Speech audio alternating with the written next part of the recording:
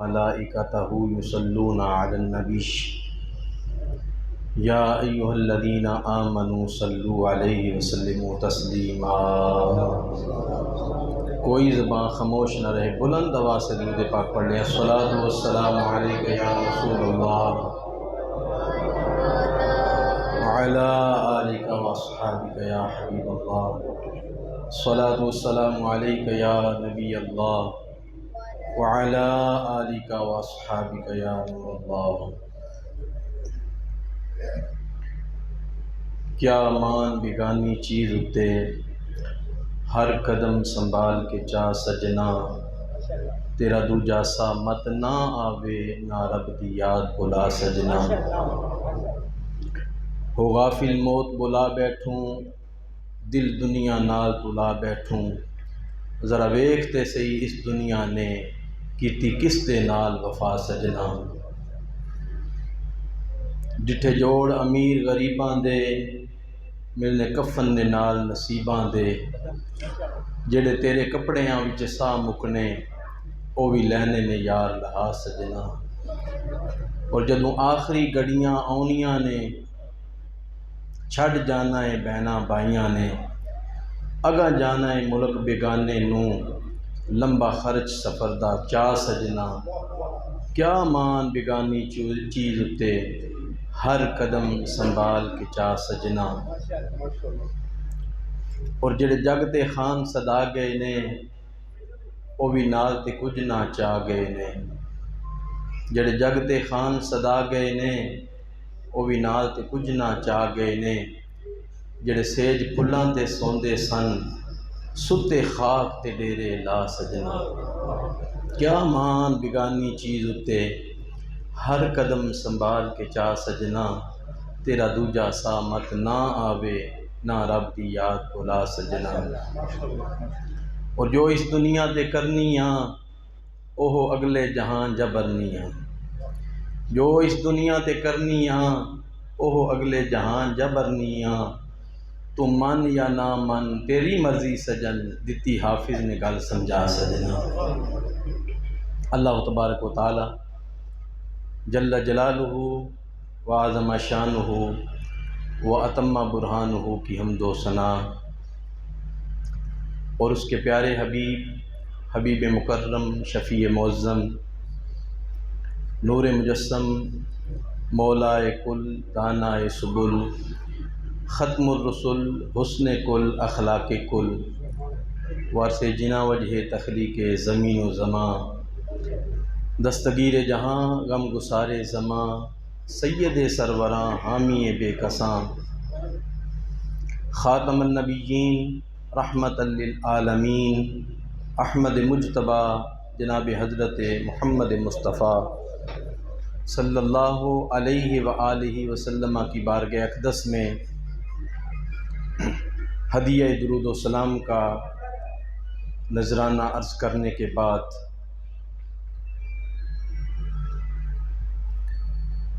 رونق محفل، جگر گوشائے استاد العلماء حضرت مولانا صاحبزادہ پیر عبد الصمد عابد صاحب زیدہ شرفہ،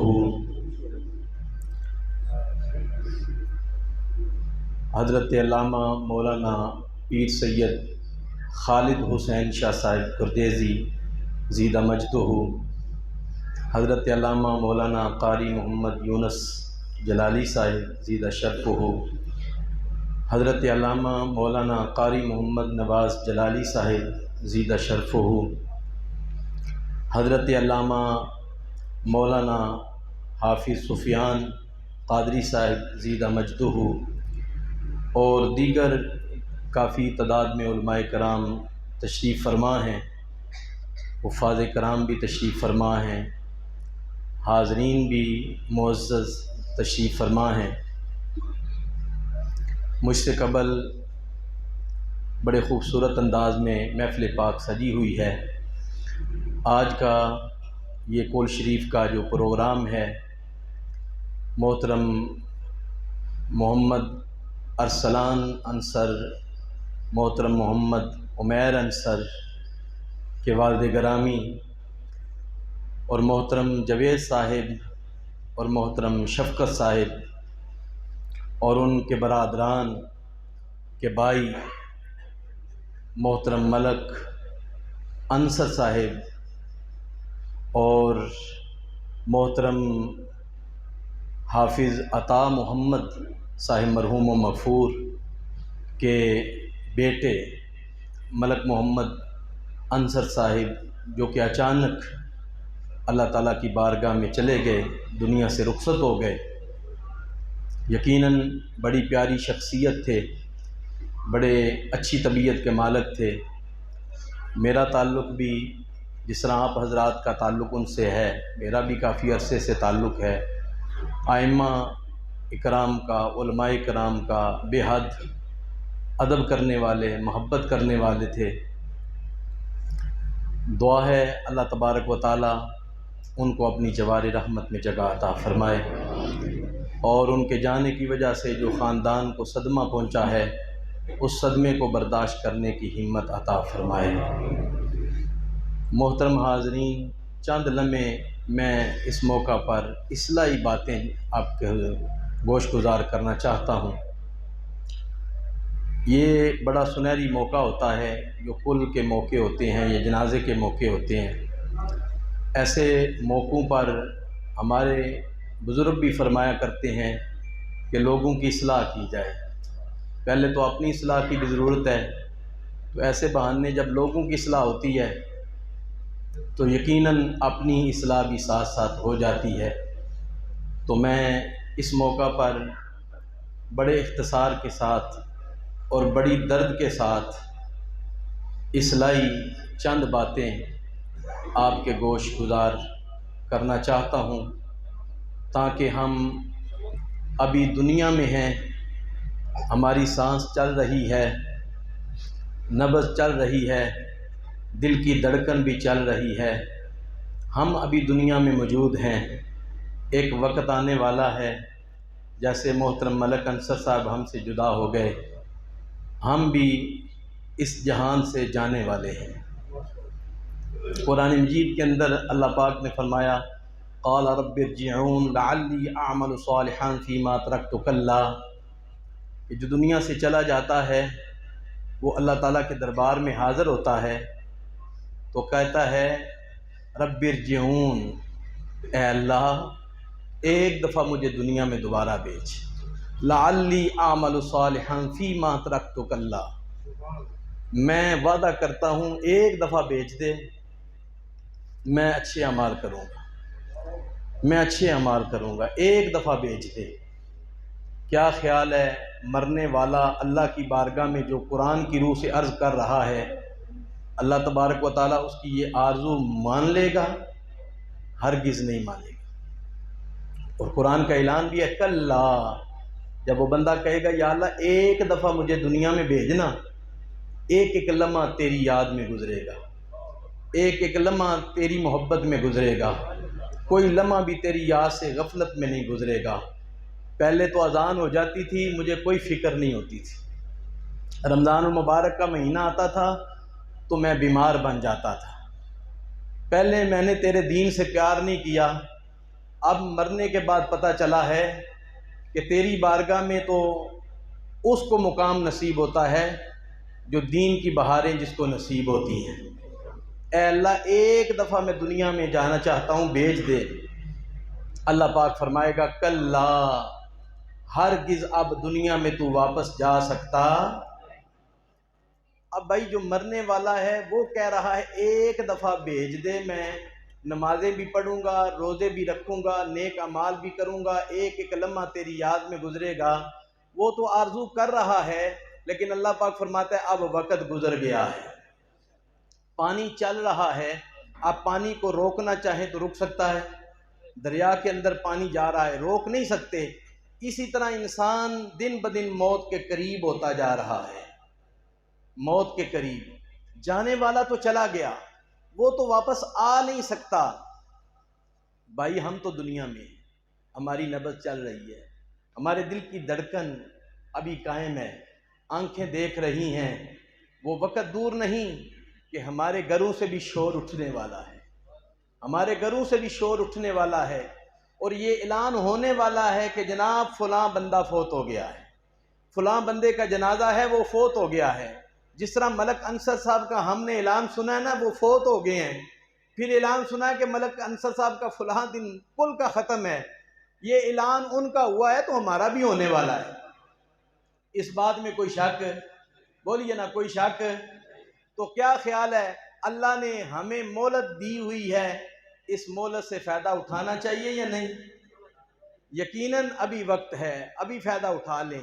اللہ پاک فرماتا ہے موت نے تو آنا ہی آنا ہے۔ قُلْ لَكُمْ مِيعَادُ يَوْمٍ لَا تَسْتَأْخِرُونَ عَنْهُ سَاعَةً وَلَا تَسْتَقْدِمُونَ، ایک لمحہ بھی آگے پیچھے نہیں ہوگا۔ وَلَن يُؤَخِّرَ اللَّهُ نَفْسًا إِذَا جَاءَ أَجَلُهَا وَاللَّهُ خَبِيرٌ بِمَا تَعْمَلُونَ، جب موت کا وقت آئے گا ایک لمحہ بھی آگے پیچھے ہو سکتا۔ اَيْنَمَا تَكُونُوا يُدْرِككُمُ الْمَوْتُ وَلَوْ كُنْتُمْ فِي بُرُوجٍ مُّشَيَّدَةٍ، مضبوط قلعوں کے اندر بھی بند ہو جاؤ، موت کا فرشتہ وہاں بھی آ جائے گا۔ کتنی آیات میں پڑھ رہا ہوں کہ موت نے آنا ہی آنا ہے، آنا ہی آنا ہے۔ ایک آیت میں اللہ پاک فرماتا ہے وَمَا هَٰذِهِ الْحَيَاةُ الدُّنْيَا إِلَّا لَهْوٌ وَلَعِبٌ وَإِنَّ الدَّارَ الْآخِرَةَ لَهِيَ الْحَيَوَانُ لَوْ كَانُوا يَعْلَمُونَ، دنیا کی زندگی نہیں ہے یہ کھیل اور تماشا ہے، آخرت کی زندگی ہے، اصل زندگی آخرت کی ہے۔ لَوْ كَانُوا يَعْلَمُونَ، اگر لوگ جانے تو بات تو سمجھنے کی ہے۔ اگر بندہ جنازے کا سنے اپنی اصلاح نہ کر سکے، کل کے موقع پہ آئے اپنی اصلاح نہ کر سکے، پھر اسے کوئی اصلاح کرے بھی تو اس کی اصلاح کسی صورت میں ہو سکتی، کسی صورت میں نہیں ہو سکتی۔ اس بات کو حضرت فضیل بن عیاض رحمت اللہ تعالی علیہ، آپ کی زندگی بھی بڑی عجیب ہے۔ پہلے آپ ڈاکو تھے، چوریاں کرتے تھے، لیکن جب دل کی کیفیت بدل گئی تو عجیب رنگ بنا۔ فضیل بن عیاض کے پاس ایک نوجوان آیا، جس وقت آپ نے توبہ کر لی تھی۔ توبہ کے بعد ایک نوجوان آیا، آ کے کہتا ہے حضرت مجھے کوئی نصیحت فرمائیں، میری آخرت سمجھ جائے، میری قبر روشن ہو جائے۔ تو آپ نے اس موقع پر یہی بات کہی تھی، فرمایا بتاؤ تمہارے والد گرامی زندہ ہیں؟ کہا حضور وہ تو فوت ہو گئے۔ فرمایا تمہارے دادا جان زندہ ہیں؟ عرض کی حضور وہ بھی فوت ہو چکے ہیں۔ فرمایا تمہارا پردادا زندہ ہے؟ عرض کی حضور وہ بھی فوت ہو چکا ہے۔ فرمایا کسی کا جنازہ پڑا ہے؟ عرض کی حضور ایک نہیں درجنوں جنازے پڑے ہیں۔ آپ فرمانے لگے اتنے جنازے پڑھنے کے باوجود بھی، باپ کو دفنانے کے باوجود بھی، دادے کو دفنانے کے باوجود بھی ابھی بھی نصیحت لینے آ گئے ہو؟ تمہیں جنازہ پڑھنے پر نصیحت حاصل نہیں ہوئی کہ جب وہ چلے گئے ہیں تو میں نے بھی اس جہان میں رہنا نہیں ہے، میں نے بھی اس جہان میں نہیں رہنا۔ یہ جنازہ جو ہوتا ہے یہ ہمارے لیے ایک پیغام ہے، ایک نصیحت نامہ ہے، اور یقیناً جو اس سے نصیحتیں حاصل کرتے ہیں وہ بڑا کچھ پا لیتے ہیں۔ میں ایک دو باتیں اور اصلاح کی طرف آپ کا اشارہ کرنا چاہتا ہوں۔ اگر آپ چاہتے ہیں ہماری زندگی سنور جائے، ہماری زندگی خوبصورت ہو جائے، تو پھر اس بات پہ عقیدہ اور ایمان مضبوط کرنا ہوگا۔ وہ کون سی بات ہے کہ تیرا خدا تجھے دیکھ رہا ہے، تیرا خدا تجھے، بولیے یہ جملہ، تیرا خدا تجھے دیکھ رہا ہے۔ جب اس جملے پر جتنا مضبوط ایمان ہو جائے، خدا کی قسم اتنی خوبصورت زندگی گزر سکتی ہے۔ حضور داتا گنج بخش علی اجمیری رحمت اللہ تعالی علیہ، آپ نے کشف المحجوب کے اندر اس واقعے سے ہی سبق امت کو سکھایا ہے۔ آپ فرمانے لگے ایک زمیندار تھا، امیر آدمی تھا، اس کی زمین کے اندر ایک غریب آدمی کام کرتا تھا۔ ایک دن امیر آدمی کو اس غریب سے کوئی کام پڑ گیا، دروازے پہ دستک دی، غریب آدمی گھر میں نہیں تھا، اس کی بیوی تھی۔ بیوی نے دیکھا کہ ہمارا مالک آ گیا ہے، جس کی زمین کے اندر ہم کام کرتے ہیں، ہل چلاتے ہیں۔ بیوی نے دروازہ کھولا، کہا کہ آپ اندر تشریف لائیں۔ گھر میں اس کا شوہر تو تھا نہیں۔ جو ہی امیر آدمی اندر داخل ہوا نا، اس کا نفس جو نفس امارہ ہے وہ چور بن گیا، ڈاکو بن گیا، اس کی نیت خراب ہو گئی۔ جب نیت خراب ہوئی تو پاک ساز خاتون نے نیک خاتون نے کہا کہ آپ یہاں بیٹھے، میں آپ کے لیے کھانا لاتی ہوں، پانی لاتی ہوں۔ اس نے کہا چھوڑو کھانا پانی کو، تم دروازے بند کرو۔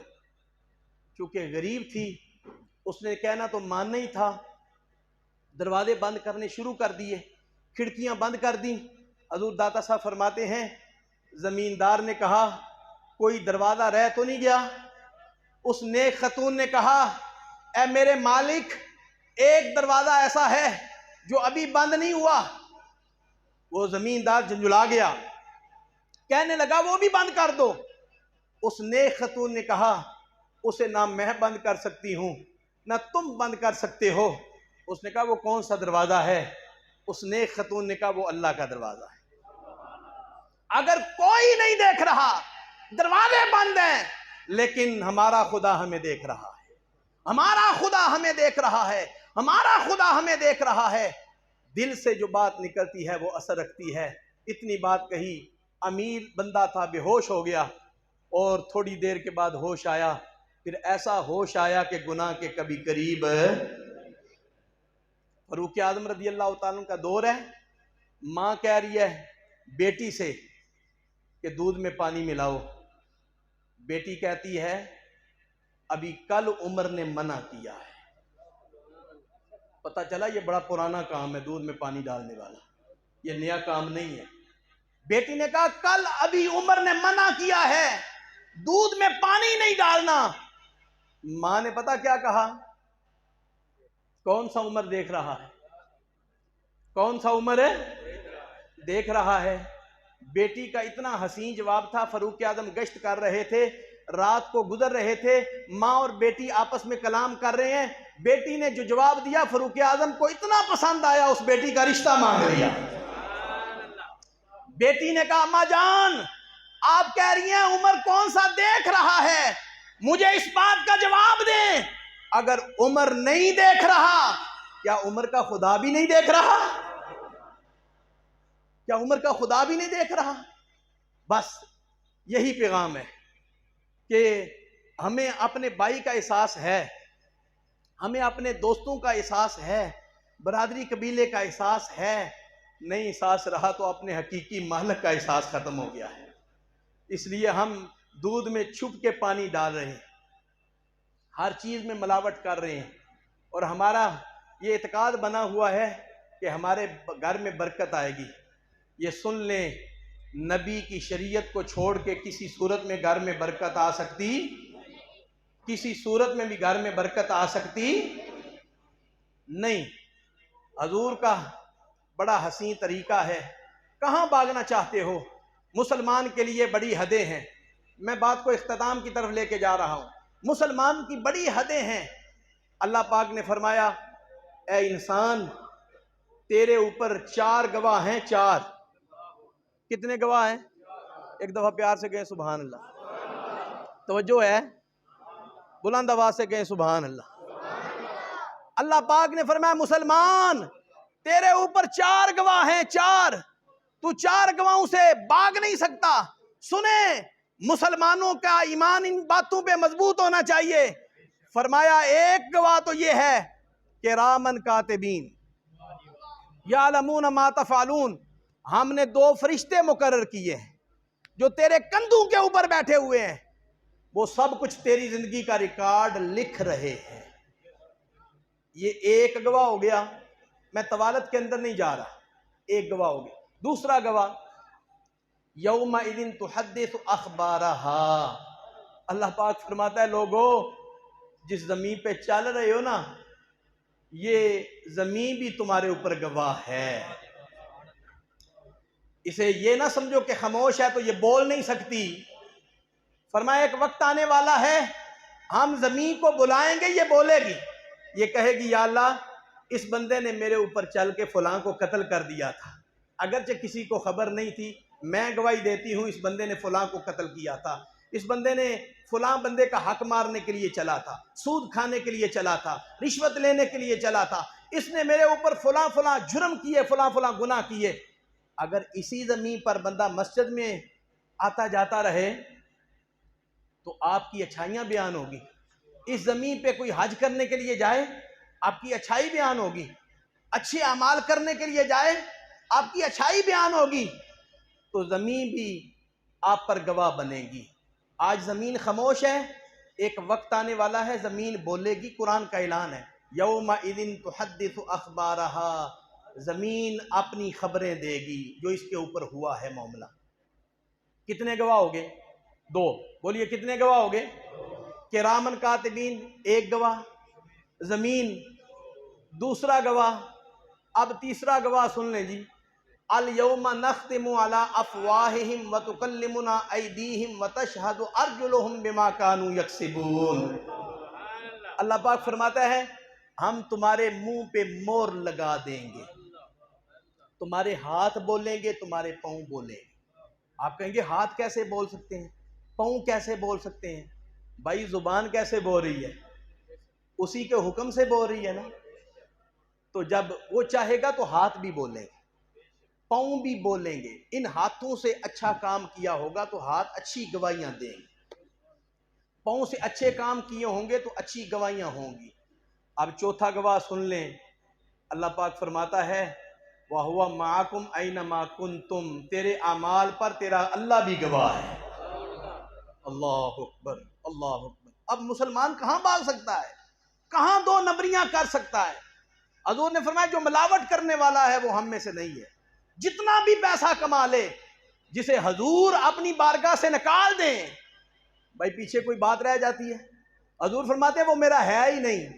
جو ملاوٹ کرے، دودھ میں ملاوٹ کرے یا نمک میں ملاوٹ کرے یا مرچوں کے اندر ملاوٹ کرے یا کسی چیز کے اندر ملاوٹ کرے، حضور فرماتے ہیں وہ ہمارا ہے ہی نہیں، وہ میری امت میں نہیں ہے، وہ میری سنت پر نہیں ہے۔ اگر آپ عزت چاہتے ہیں، اگر آپ دنیا میں کامیابی چاہتے ہیں، اگر آپ میدان معاشر میں کامیابی چاہتے ہیں، اگر آپ قبر میں کامیابی چاہتے ہیں، آخری میسج دے رہا ہوں، نبی کی سنت کی طرف آ جائیں، نبی کے اسلام کی طرف آ جائیں، نبی کے پیغام کی طرف آ جائیں۔ ہماری عزت امریکہ کے طریقے میں نہیں ہے، انڈین کے طریقے میں نہیں ہے، ہماری عزت ہے رسول اللہ کی زندگی میں، ہماری عزت ہے۔ لَقَدْ كَانَ لَكُمْ فِي رَسُولِ اللَّهِ أُسْوَةٌ حَسَنَةٌ، یہ قرآن کا اعلان ہے۔ آخری بات کہہ رہا ہوں، حضور علیہ السلام کے طریقے پر ہماری عزت ہے۔ ہرقل بادشاہ، اس نے ایک صحابی کو دعوت دی، صحابی آ گئے، اس نے حضور علیہ السلام کے صحابی کے لیے سونے کی کرسی بچھائی، سونے کی کرسی۔ صحابی تشریف لائے نا تو سونے کی کرسی پہ آ کے بیٹھ گئے، خبر نہیں تھی، پتہ نہیں تھا۔ جب پتہ چلا نا تو صحابی نے فوراً سونے کی کرسی کو چھوڑ دیا، نیچے بیٹھ گئے۔ ہرقل بادشاہ بڑا حیران ہوا، حیران ہو کے کہنے لگا میں نے تمہارے اعزاز کے لیے، تمہاری عزت کے لیے سونے کی کرسی رکھی ہے اور تم نے سونے کی کرسی کو چھوڑ کے نیچے بیٹھنا پسند کیا ہے۔ صحابی کا جواب میری پوری تقریر کا نچوڑ ہے۔ صحابی فرمانے لگے اے ہرقل بادشاہ سن، ہماری عزت سونے کی کرسی میں نہیں ہے، ہماری عزت ہے رسول اللہ کی سنت میں ہے، ہماری عزت رسول اللہ کی سنت میں ہے۔ آئیں، اگر آپ چاہتے ہیں تو قبر روشن ہو جائے، جب سارے دفنا کے آ جاتے ہیں وہاں رسول اللہ نے کام آنا ہے، حضور نے کام آنا ہے۔ جڑے کہندے سی مرانگے نال تیرے، اج اونا بھی بازیاں ہاریاں نے، جڑے ترستے سن دید نو دنے راتی، اج اونا بھی باریاں ماریاں نے۔ میں سنیا پیا دے دیس اندر پینیاں ڈاڈیاں مشکلاں پاریاں نے، ایک کوٹھی ملنی ہے رہن خاطر جنوں بوئے تے نا باریاں نے، جنج ہنجواں دی ٹکی آن بیڑے اندر روح دیاں ہون تیاریاں نے، چٹی پاک پوشاک کروں چلی جتے بیٹھ کے عمرہ گزاریاں نے، کیتا وعدہ سی میرے نال یاراں اسا خوب نبانیاں یاریاں نے، پر آیا سدا تے بکل مار ٹر پے واجہ پیاں نے جدوں ماریاں نے، او محمد بوٹیا جھوٹا ہی جگ سارا کملی والے دیاں سچیاں یاریاں نے، کملی والے دیاں سچیاں، بولیے کملی والے دیاں سچیاں، کملی والے دیاں سچیاں۔ وآخر دعوانا